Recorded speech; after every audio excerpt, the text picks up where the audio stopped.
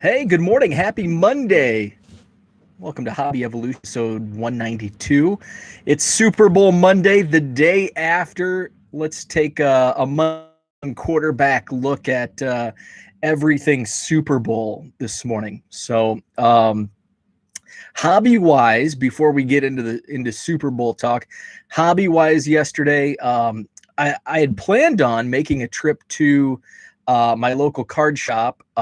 Wanted to spend some more time digging through the dollar boxes and $5 boxes, excuse me. But fortunately, I Googled and I didn't spend 30 to 40 minutes driving and there and back to find it closed on Sundays, which I don't know if that's new or not, but I may head over there after work tonight because there were a couple cards in there that I talked about this yesterday that I was digging through and I wasn't really there to buy. So I just kind of just passed them through. And then I found a couple cards that I wanted, started a stack, and I didn't revisit the first couple stacks. So there are a couple cards that I wanted to go back for. So might do that after work today. Ken, what's up, my man? I've been waiting for you since 3:30. Oh, I'm sorry. So that's what I did in the hobby. I did a lot of shipping. I did some sorting. I had a couple trade packages. I got wrapped up. So that's what I did. I had the pregame show on from like 9:30 yesterday morning all the way up until, and like I said yesterday, I don't like watch it, religiously. I just have it on in the background and watch it, here and there. Good morning, Zach. So was doing that, and that's kind of what my day consisted of. Let's talk Super Bowl. So the Tampa Bay Buccaneers won. So my prediction was a lower scoring game, defensive battle. Buccaneers would win by 8, and defensive player in the secondary from the Buccaneers would win Super Bowl MVP. I was kind of like, Tom Brady MVP, so I totally missed the mark on that one. Tampa Bay did win, but they won by much more than 8. It was 31-9, and it was lower scoring. So my prediction, I think, was 28-20. So 48 total points, and it ended up being 40 points. So I was kind of on the mark on a lower scoring game. Tampa Bay's defense did hold in check Mahomes. And there was a lot of complaining about, Tom Brady's getting all the calls, and those were crap penalties. Those were like legit penalties. Like that drive in the first half, the last drive of the first half, where Kansas City kept getting flagged. They kept pass interfering. They kept Matthew was taunting and so those were like legit flags against Kansas City. Ken says that game was the most boring football game I've seen in a long time. I would agree that it was a more boring game. And the thing is, there have not, if you like start to look back, and I have to like actually look it up, but most Super Bowls are boring. Like the games themselves, it seems like they're either like when I was a kid, like late 80s, early 90s, like every Super Bowl was a blowout. Going back to my Bears in 86, the 85 Bears in the 86 Super Bowl, blowout over the Patriots. I think like the 88 Super Bowl was like 55-10. You had the 49ers win in some blowouts. The first one I remember, the Giants and Bills, in like 90 or 91. I think that was 90. I think that was the Whitney Houston Super Bowl, where she sang the national anthem. That was a tight game. That was the Norwood missed field goal. I think it was a 1-point game. That was a close one, but most of them have been like just blowouts and not interesting games themselves. Good morning, Brad. Zach says championship weekends are better. Yeah, the AFC and NFC championships typically have much more exciting football, and the Super Bowl is just kind of lays an egg after those championship games. George, what's up? Good morning or good evening, I should say. Went and viewed some sculptures today and missed the Super Bowl. Um, so the Super Bowl was probably pretty late for you. What time does the Super Bowl? I'm trying to do the math in my head. I just may have to have you tell me in the chat. Dak T Mac fan, good morning. Ken says blowouts can be more interesting if there are a lot of points. Yeah, I would say that. I like I like a good football game. It doesn't have to be high scoring. It doesn't have to be low scoring. Just just a close, fun game. And yeah, the game itself was pretty boring. The commercials. So I want to talk about the commercials. The commercials were kind of bleh. Um, I know I'm getting old because now I'm like more drawn to nostalgia and I think I think companies know that a majority of viewers are into nostalgia.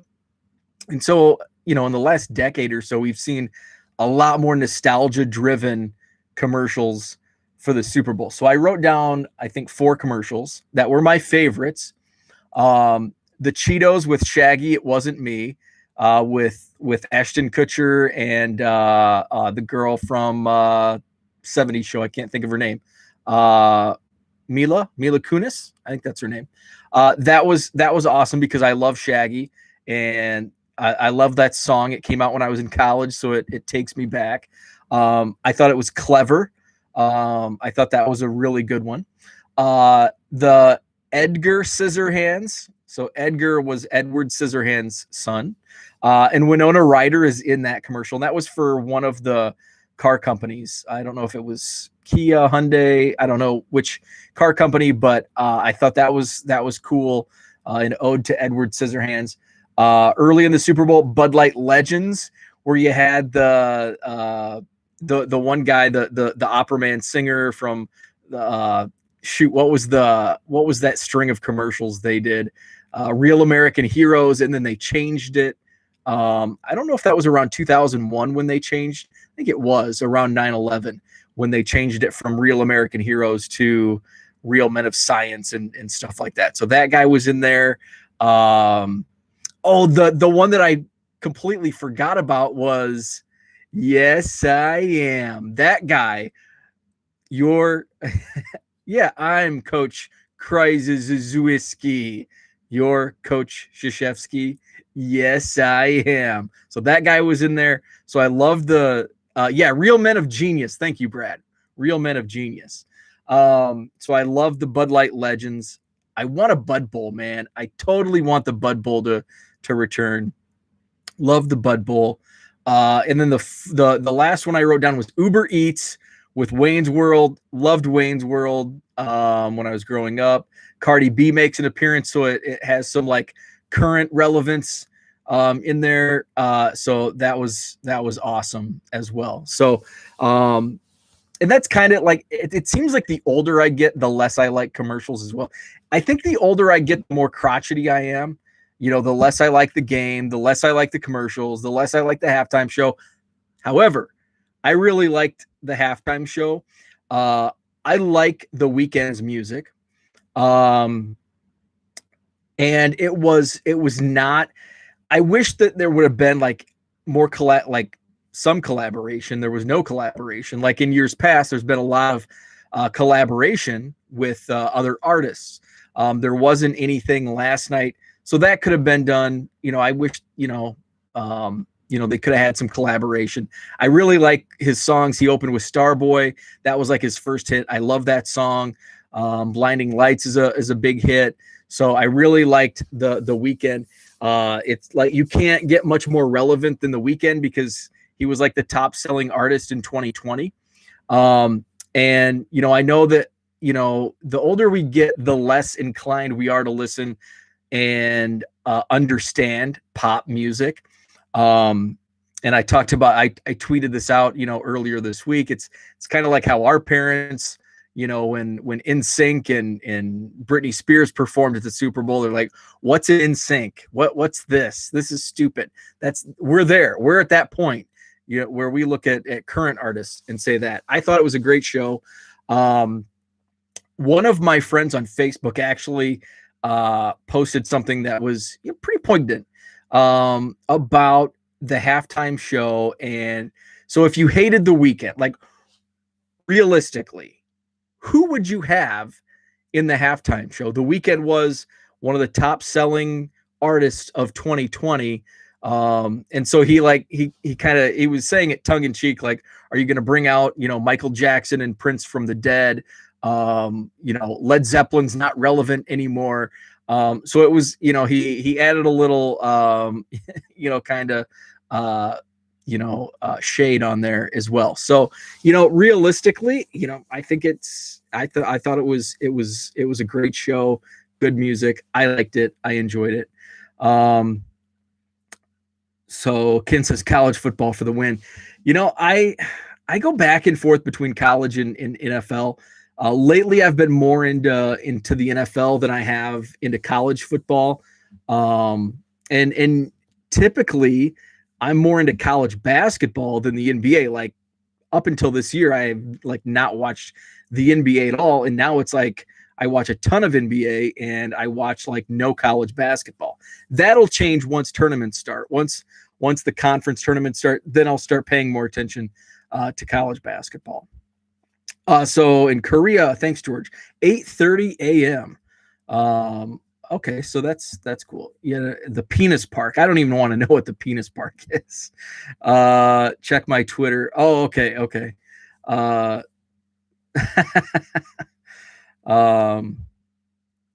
Ken says, I'm certainly become a grumpy old man. I don't deny it. I embrace it. The Diaper Time show. There's a good story. There's a good story behind, I know there was, they look like I was listing stuff on eBay. I was just listening to, so when it comes to halftime show, I'm more into the music, and my wife and I actually had this conversation right after it ended. I'm more into the music than I am the performance. My wife is more into the performance than the music. So she did not enjoy the halftime show because she's not really a Weeknd. She doesn't really like his music. And she's more into she loved Beyonce. She was into J-Lo and Shakira. I was too. I watched those performances. So there's actually a good story up there's it's symbolism with the bandages on the. My wife said, are they wearing jock straps? And I'm like, huh? It's the bands, and he showed up the last couple award shows. He's shown up. So there's actually a story behind it, and check that out. So Zach says baseball season starts. That's when the final horn sounds of the Super Bowl. That's what I enjoy, because now I know we're turning gears to baseball season. Bruno Mars.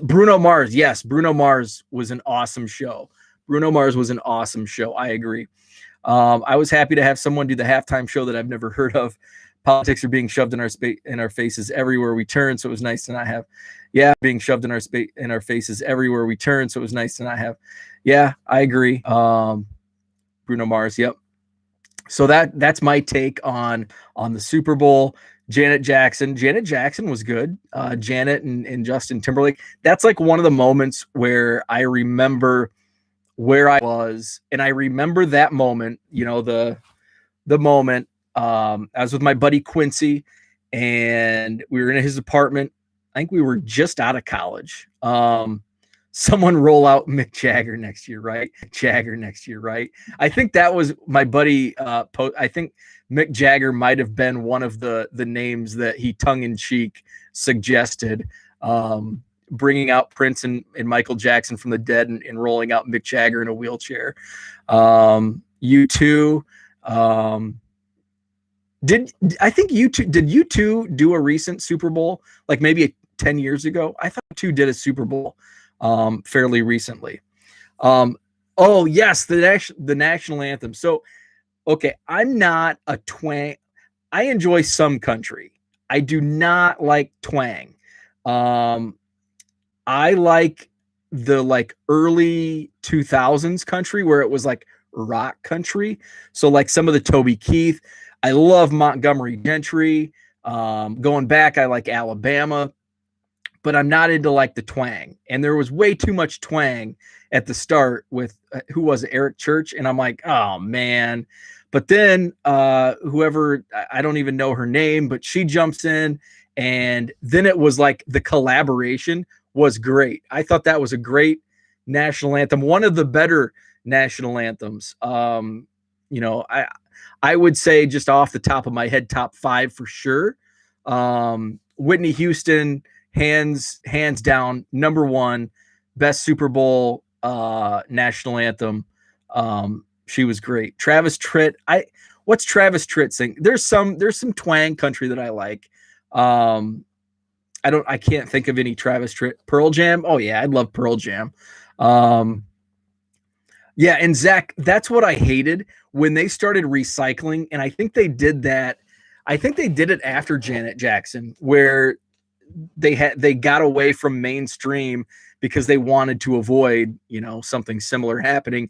And then that's when I love Tom Petty, but Tom Petty's Super Bowl halftime show was atrocious. Like, and that's what, and I say I like it for the music, but that was just bad. And Paul McCartney, I'm not a big Paul, like, I like the Beatles, but Paul McCartney stuff, And I thought Paul McCartney's was crappy. I didn't like that show. I hated the Stones were okay, but I was not a big fan of like rolling out the old classics. Those dudes were twangy as hell. So they were like a rock twang. So I don't like slow twang. I like rock twang. Like My Town, Montgomery Gentry had some good hits that were like, they were like rock. So I like that. And I love Montgomery, just saying. Pearl Jam would make you turn the channel. I would crank that up. I would crank that volume. Oh, It's a Great Day to Be Alive. Yeah, that's a good song. So I do like some twang. I don't like the slow twang. Because that's an upbeat song. So that song is similar to like what the Montgomery Gentry songs, at least that I like. There's probably some slower Montgomery Gentry songs that I wouldn't like, but like their hits, I like most of their hits. Here's a quarter. Here's a quarter. Call someone. Travis Tritt isn't dead. Well, that's good. Foo Fighters. I actually heard I think it's a new Foo Fighters song. Do they have new songs out? I was on a beer run yesterday, right before the Super Bowl, and I had the rock station on, and I'm like, this sounds like the Foo Fighters. And sure enough, on the display, it was the Foo Fighters. Eric Church is about the only thing in Trashville worth listening to. I don't listen to like modern country. So, yeah, BWERRUN beer run. My office, we have, one of my coworkers is a huge country fan. So it's like one day a week we listen to country. So, I haven't been in the office in, a year almost. So, I haven't listened to, the latest Florida Georgia Line. Not really. I was a Rascal Flatts fan, and I know they're twangy.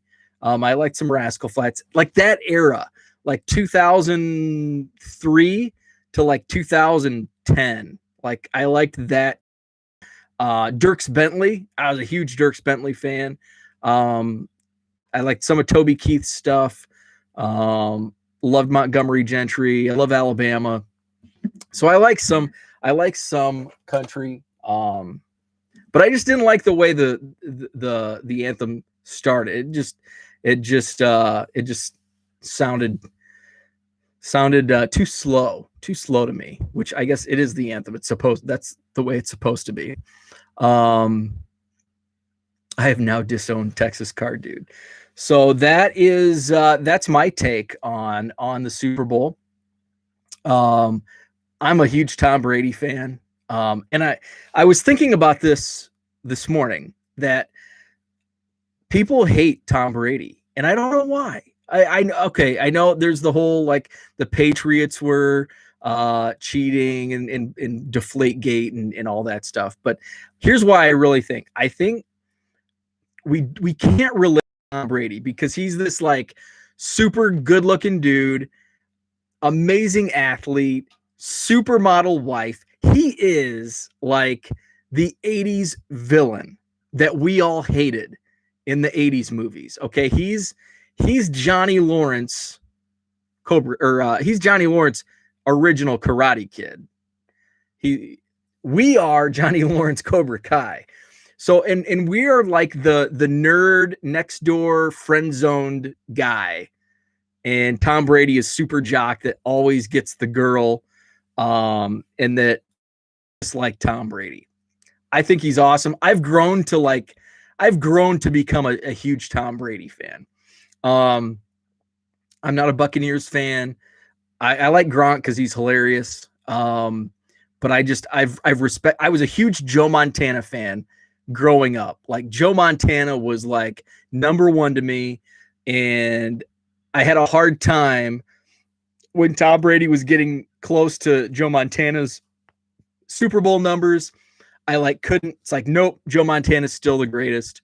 Now he's like doubled up Joe Montana, and it's like I respect the GOAT. Tom Brady is the greatest of all time. Just got to respect it. I think some of the videos that he posts with Gronk where they're like doing the kissy face and the duck face, I think it's hilarious. I loved in the post game when he said like, "Are you coming back?" He's like, "Heck yeah, I'm coming back." Like there was like no, like he knows he's coming back. And here's what I like. I hate it when athletes, and I shouldn't say hate. Hate's a strong word. I dislike when athletes are over the hill and they can't give it up. They keep coming back. They're a shell of their former selves, and they just kind of wither and they fade. And I don't, especially when it comes to quarterbacks, because they're it. And Tom Brady's not there. I think Tom Brady, obviously, he's a super intelligent dude, but I don't think his ego, extends over his talent or his mind, where I think he is self-aware that he's going to retire when he knows his body is not ready to play at a high level, and his body's still ready to play at a high level. And I don't think he's got too much of an ego to go out and try to prove his body wrong. He knows his body, and he knows when it's time to give it up. And he knows right now it's just not time. And maybe in June, July, maybe things change. But right now, he's still Tom Brady, man. He's the greatest. And I mean, we're watching one of the greatest athletes of all time right before us. So I love Tom Brady, and I know I'm probably in the minority, but I love Tom Brady. The only good thing about Brady winning is that now I can tell Squealer fans that he has more rings than their entire franchise. We're tired of Tom Brady because it's like the news spending half of every damn broadcast shoving COVID news down our throat. We don't like the same shit, different day. We hate. That's human psychology. We like the underdog. And I mean, I have no problem with TB. His story is better than most, like Peyton, LeBron. They were all supposed to be champions. He was overlooked. Yeah, that's true. Like Tom Brady was the ultimate underdog. Like he wasn't a number one overall pick, like Peyton and LeBron. He was a 6th-round pick. And, it's just like, look at his Michigan, like draft scouting report, and he's got like a beer belly. And it's like, this guy's a quarterback, and now he's the greatest of all time. It's like, it's one of the greatest stories in sports. It's amazing. I don't think he did. I don't think Brady took a big hit last night. The Tom Brady story was cute for the first 10 years. It's kind of like Kurt Warner, like the Kurt Warner story. I mean, that was that was shoved down our throats too. Like he went from bagging groceries in an Iowa Hy-Vee to Super Bowl. Herman, what's up? Good morning. You're late. I love Tom Brady. I've got a man crush on Tom Brady. Sue was a monster. Yeah, Tampa's defense, they were putting a lot of pressure on Mahomes. Barrett was getting in there a lot. Sue, Pierre-Paul, they were getting a lot of pressure in there on KC. And I really didn't have I didn't care. I wanted Tom Brady to win. So I wanted the Buccaneers, Kansas City or Tampa Bay, didn't really care, but the flags and all that. And then it's like, okay, now I really want to win, because Chiefs fans are crying. So that's when I really, second half, I really wanted the Buccaneers to win. So that's all I had for today. Just wanted to recap the Super Bowl. Brad, check him out, Texas Card Dude channel. Or wait, did you say, are you going live today? I can't remember if you said you were skipping, because you were live on Saturday. I couldn't remember if you were back. But Brad and Herman tonight, check them out, 7 Central. I think I'll be able to tune into you guys tonight. I think I'm gonna plan on, okay, Brad is going live on his channel, so check him out in a few minutes. I think I'll watch you guys tonight, pop into the chat, because I am gonna try to get to the card shop after work and dig through those boxes, spend a little more time looking for some cool cards. So that's it. Thanks for tuning in. 1millioncubs.com, the website. 99centcards.com is the eBay store. Oh, one more thing. Speaking of the eBay store, left this out. So I knew that the Super Bowl is like, you don't want auctions ending during the Super Bowl. There's not much going on traffic wise on eBay. So I wanted to pay close attention and monitor eBay during the Super Bowl. And I had a flurry of sales leading up to the Super Bowl, pregame anthem stuff. So right before the anthem, say the 30 minutes before the anthem, I had 5 or 6 sales, just kind of a flurry of sales. Between, and this is great, between the national anthem and halftime, before the start of halftime, I had 0 sales. And that's, 90-minute period. 0 sales. During the halftime show, I had a couple sales, and then in the second half, I did have a couple more sales. And then after the game, I had another flurry. It was kind of interesting to track and watch. And from national anthem to halftime, not a single sale, but a flurry right before and right after the game. So that was an interesting take from eBay during the Super Bowl. That's all I had for today. So thanks for tuning in. That eBay store link's also at the top of the page, 1millioncubs.com.